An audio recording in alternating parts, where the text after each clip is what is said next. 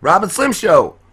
Hey guys, what's going on? What's going on, David Banks? What's up? Yeah. How are you guys? Great. How you doing, brother? Doing amazing. Doing good. I'm glad I'm calling on time this time. I was just getting ready to message you.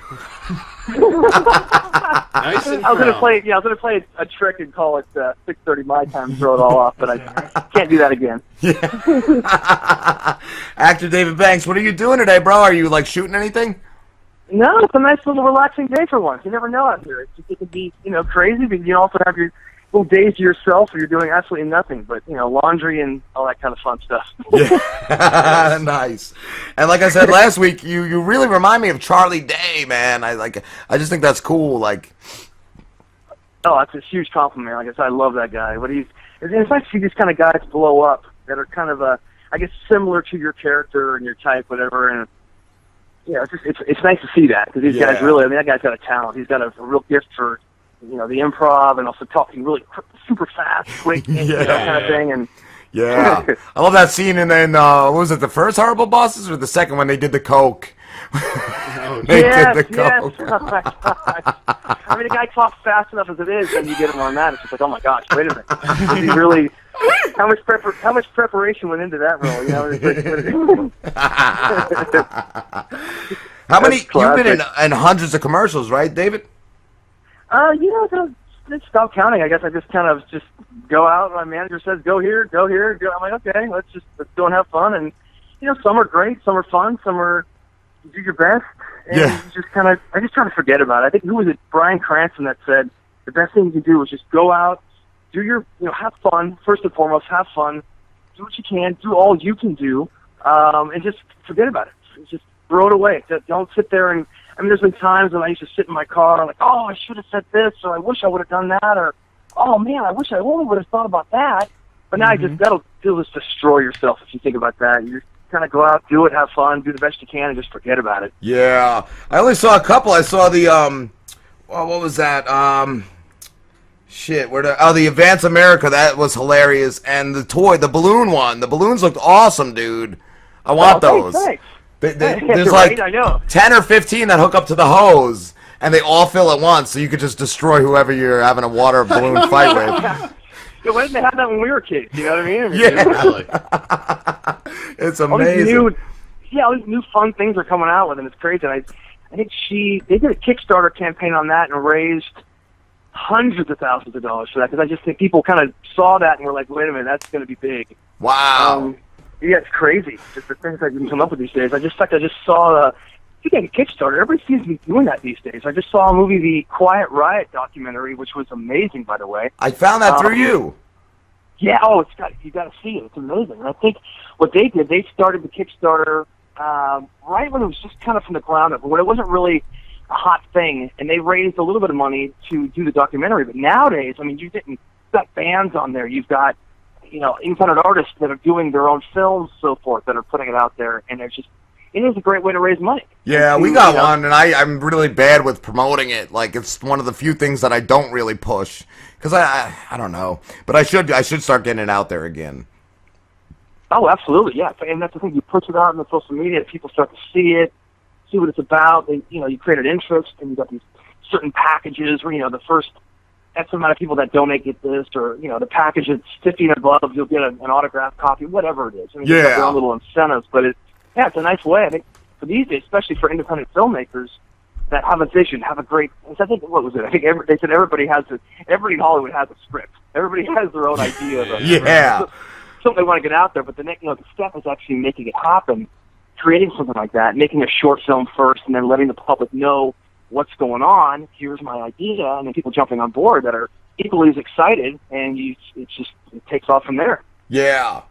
And what's your project currently that you're working on? Is it cut, or is that done?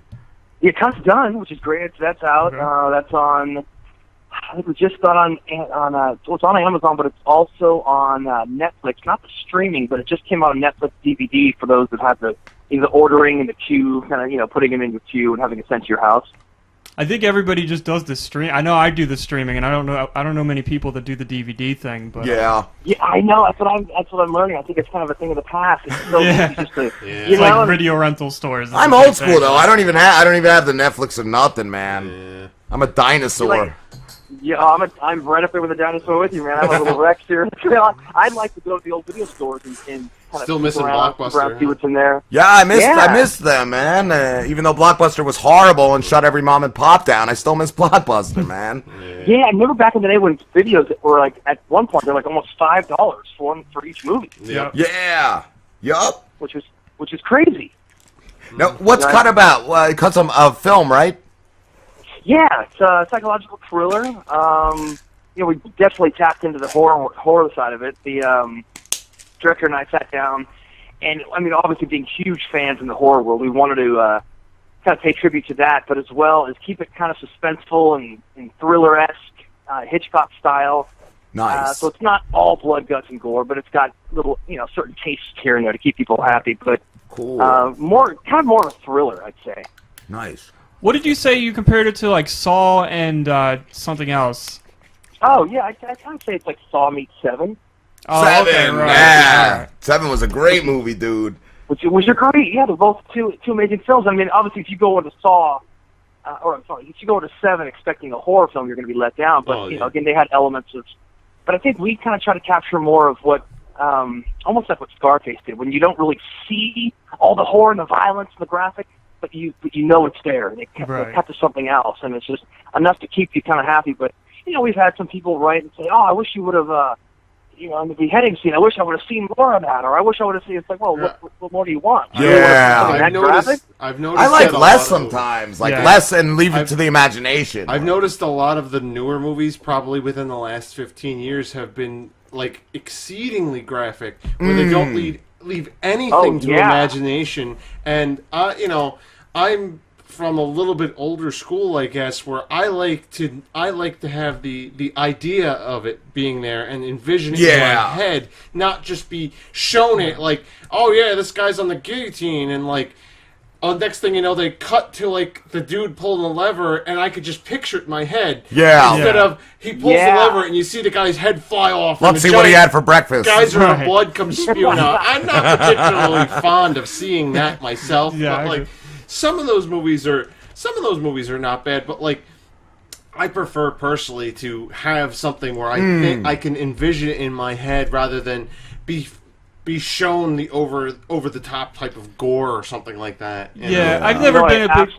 I absolutely agree. In fact, I think I watched something that, and again, when you watch something this graphic and this violent, you can't take it back. You can't say, "Oh, I didn't watch that," because in your head. I mean, I watched something I probably shouldn't have watched a month ago. It's one of those the beheadings, and there was two of them. I don't know if you've seen this one yet. There were the two guys that were Latin America somewhere, and one guy got his head cut off with a chainsaw. Yeah. Oh. And the other guy had his head cut off, and while the chainsaw head is falling in the lap of his friend, he takes the second guy, and he's literally with a hunting knife, just hacking his head off. And of course, I'm thinking to myself, this is disgusting. Why don't I watch it? Yeah. But you don't turn it off because you want to see it. It's a train wreck mentality. Yeah, and the last thing I saw was who's that? The Iraqi dude. Gaddafi? No, Iraqi, Saddam. So, the last thing I saw was him being executed, and I just watched it to make sure if it was real or not, but same thing, I felt terrible at it, and that was a long time ago, but I hate that kind of shit. I wanted to ask you too, David, what do you think about the new Poltergeist? Like, I feel like, what can you do? You can't make a Poltergeist any better. I saw The Clown. I think it looks really corny, dude. I don't know anything about I've yet to see it. I've heard mixed reviews. I mean, although I love Sam Rockwell, I know that's going to be good. Yeah. I don't know. I think, what I might do? I might wait for a rental on that one. I've only seen the preview. I don't even know what's out yet, but what I've seen is, like, dude, the original Poltergeist was so great. Like, and it was such. It was great for its time too. You can watch it now, and you see the cable TV, the when they went off the air, that kind of shit. You don't see that shit anymore. Like, I don't know. I don't know how it's gonna transition to the fucking. I don't know either. I more think modern age. That's why I'll probably save my money and wait till it comes on the the dollar red box thing. But yeah, you know, I read too. Oh, I'm sorry, David. Oh, no, go ahead. I read your Huffington Post article, and I loved the comment. They asked you what your most disgusting habit was, but what you thought was more disgusting than that was people driving with their feet out the window. Oh, God. Good I don't know why that gets me, man. Polluting the air with their smelly feet. Listen, it gets me, too, because we got... There's a giant road here, Route 9, that goes through multiple towns, and we get so many tourists during the summer, and they all, like, sticking their feet out the window, so there's a graveyard of shoes on this Route 9, and it's just like, really, come on. I had a date once, and the girl decided to do that, and this was the time I was a little bit more, I don't want to say, a little more reserved, I guess, but I was so, I didn't want to tell her, like, that's disgusting, please, and this is looking really bad, but her feet were literally out the window. She's stretching her toes. They don't even look that nice. I'm like, so I politely said, you know what, gosh, it's getting really cold in here. Let's roll the window up. This breeze like feels amazing on my feet. Let's keep them down. I'm like, you know, I'd like to have the air on. Maybe, I don't know. Let's just kind of roll them up. And she just kept insisting, no, this feels amazing. The second fell out the window. Second foot. Now they're both out the window. I'm like, you know, back then I was a little bit, I don't know, maybe I don't know nicer, but I was a little bit more, I don't want to hurt someone's feelings. Now I would probably roll the window up on their foot. Say, get it, no, don't do that, not in my car. What was your favorite project acting that you've ever done? Ooh, I'd say, gosh, I just did a thing called What Would Trejo Do? It's with, Danny Trejo, Jason Mewes, Clifton Collins Jr. That was a real fun one. That was just, we shot that about 4 months ago, and that was a blast. That sounds. What was your role in that? That's the weird thing. Is I had to play an angry director that was constantly stopping each take and yelling at Danny Trejo, yelling at Clifton Collins, which is obviously it doesn't make any sense because I'm this skinny white kid yelling at this. Yelling at Danny Trejo. Were you nervous? Or Danny Trejo actually was a fighter when he was younger. Like, he was in prison. Yeah. Did he ever give you that stare? It's crazy. I mean, super nice guy. He's known for having a heart of gold. He really is. But it's just on screen, he has this presence where it's very aggressive and very. You don't want to cross past him. Of course, and here's me yelling at him, and I had to keep a straight face and not. So I'm pretty freaking nervous. I'm yelling at this guy and. Like he can clearly squash me in one hit. So I had to call my manager. I said, "Listen, this doesn't happen very often, but I'm kind of nervous, man. I don't know what to." He goes, "You know what? You're there for a reason. Just keep yelling at him, talk shit to him, have fun doing it. It's gonna be." I'm like, "Oh, okay." I hung up the phone. Each take got a little bit better, but I remember the first take, I was freaking out. I'm like, I can't yell at this guy and literally. But as the third and fourth take came on, I was like, this is good. I got this. I got the momentum. At one point, I started grabbing him, shaking him. What the fuck are you doing, man? Wow. He is really getting into the character there. It was fun. It was a blast. Things like that, cool. You never really... You just keep surprising yourself and shocking yourself and what's gonna happen next. Yeah. You just want to go with it and have fun. That's so cool, dude. It said your first commercial, too, was a Coors Light commercial, right? Oh, yeah. Gosh, good one, man. You did a little research, I guess, huh? I did a little prep. I do a little show prep. No, that was a blast, and that was after almost a little over 4 years of just going out and auditioning and not booking anything. Wow. Literally just, rejection after rejection after rejection, not getting anything. And almost, you hear those stories of people saying, "Oh, I almost gave up, I almost quit." I knew I wasn't going to quit, but I knew that at one point, gosh, this was really a lot harder than I ever imagined. Wow, yeah. And, just sitting down there, and we're in the audition room, and there's a handful of us there, and there's like 2 girls and a couple guys, and the session director holding the camera was like, "Listen, here's the basic idea. It's the Coors Light. You're on a mountaintop. You're celebrating. You're having fun with your friends. You're dancing a little bit. First of all, I can't dance, so this is gonna suck." We're sitting down, and there's a girl sitting on my lap in the audition room, and he goes, "Action, go!" And I thought she was gonna go first because she was on my lap. And he goes, stop, guys, what the fuck? Is this really hard? I'm asking you to get up and dance. He looks right at me. I go, yeah, off me. I'm like, well, she's sitting on my lap. He goes, then push her off, man. Well, okay, just knock her ass to the ground. I ended up, gently pushing her aside, and and I can't dance. So I did this really ridiculous version of like Jim Carrey and Dumb and Dumber, where he does that foolish dance. Oh, he so stops like the the tape, white guy. and he goes, bro, really, man? You're gonna come with that? I go, I just did, didn't I? And I go, whew. And I remember walking out just angry at myself and for not being able to dance, and angry at him for yelling at me, and thinking to myself, this business sucks. And I get home, I pull my car in the driveway, my agent calls, he goes, okay, so Coors Light, you booked it, and I'm like, what?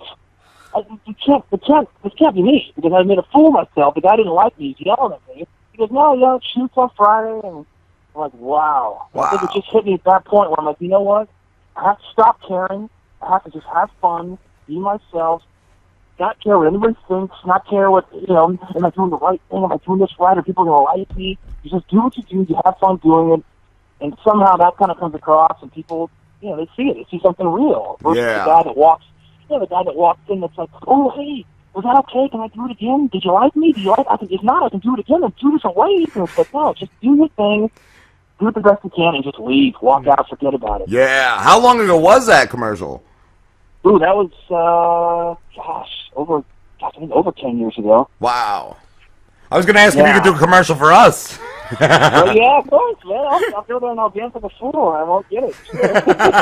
Come on, we can't pay you. I'll let you punch Slim a couple times. No, I won't. I want to see that white man dance that got you the Coors Light commercial. Yeah.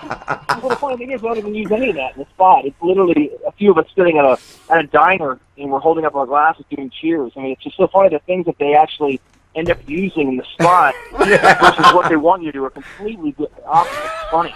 That is funny. Yeah, you probably, like, how much did you probably did like an hour of shit, right?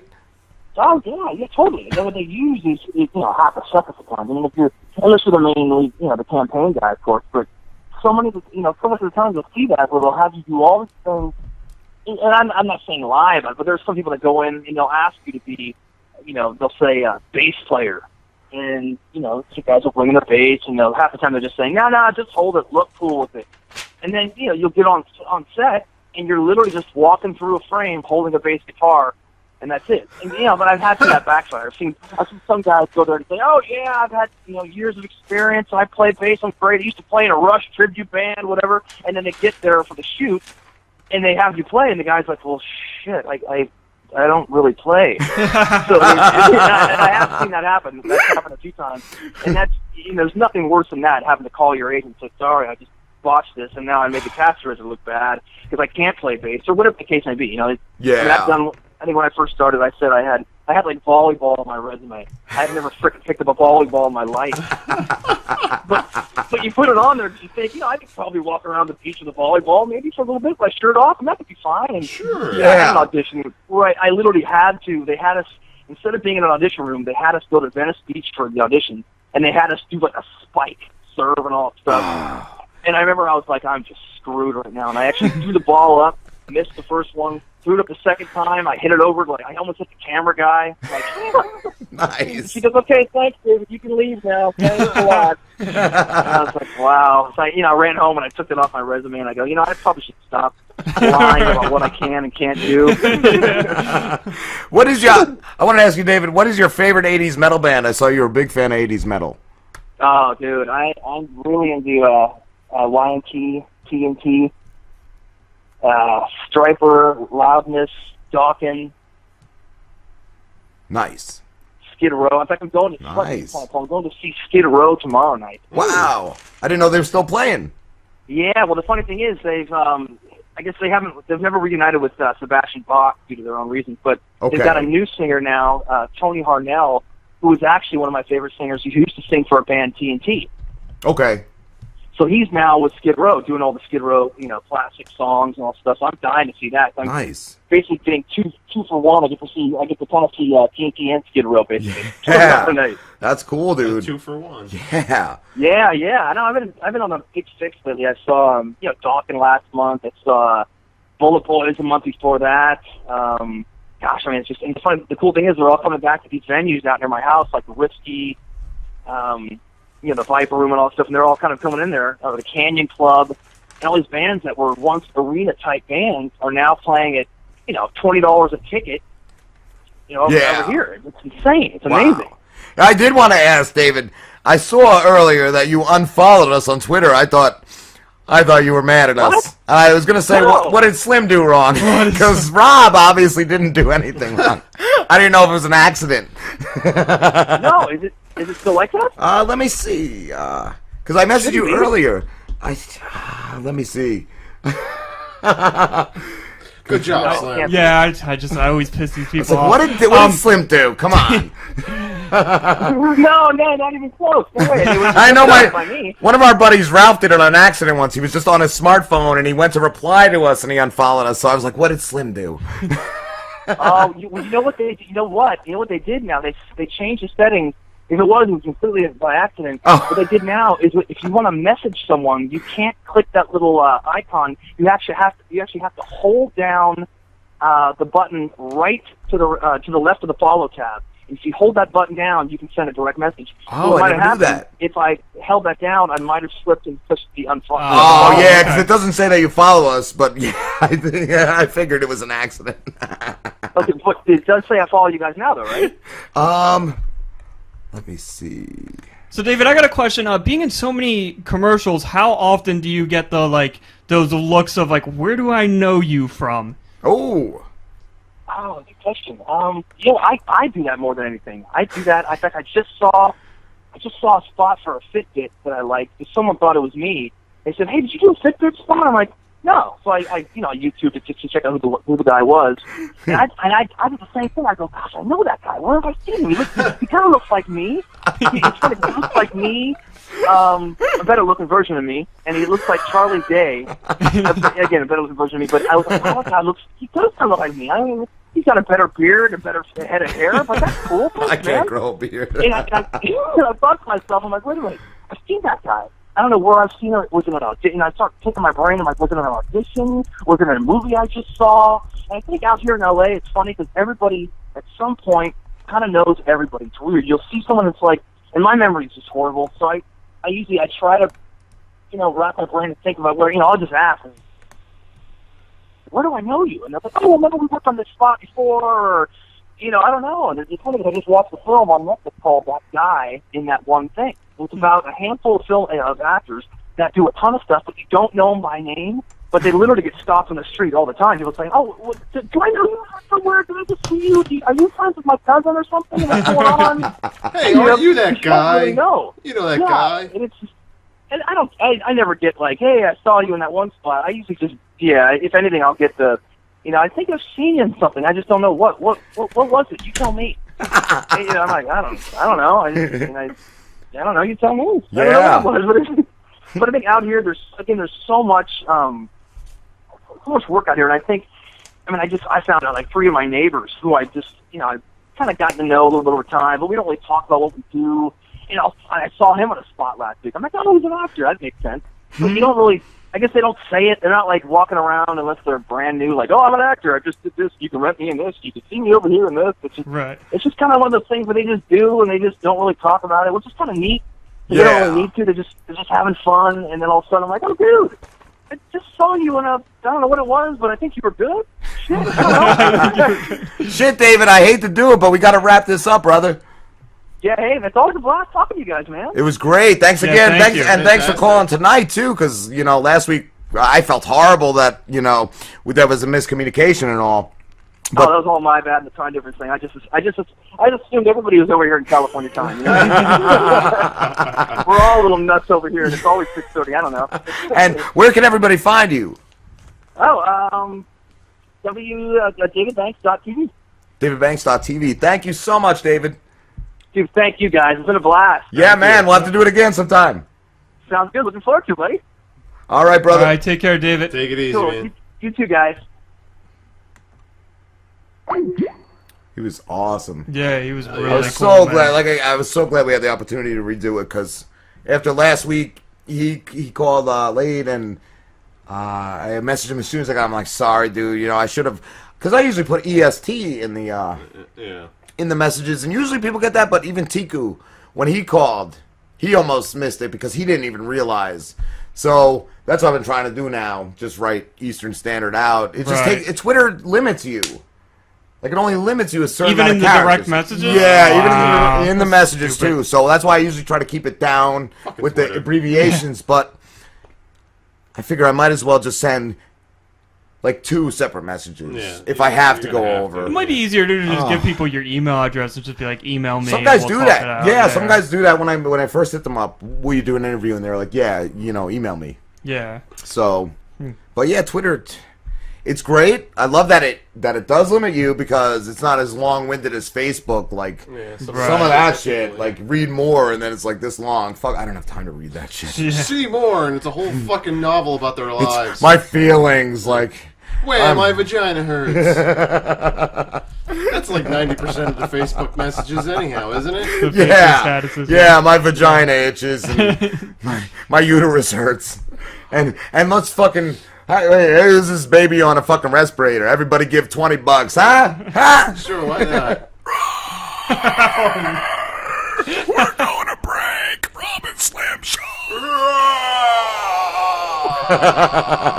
All right, we love you, buddies. We'll be back in about 4 minutes. Yep. With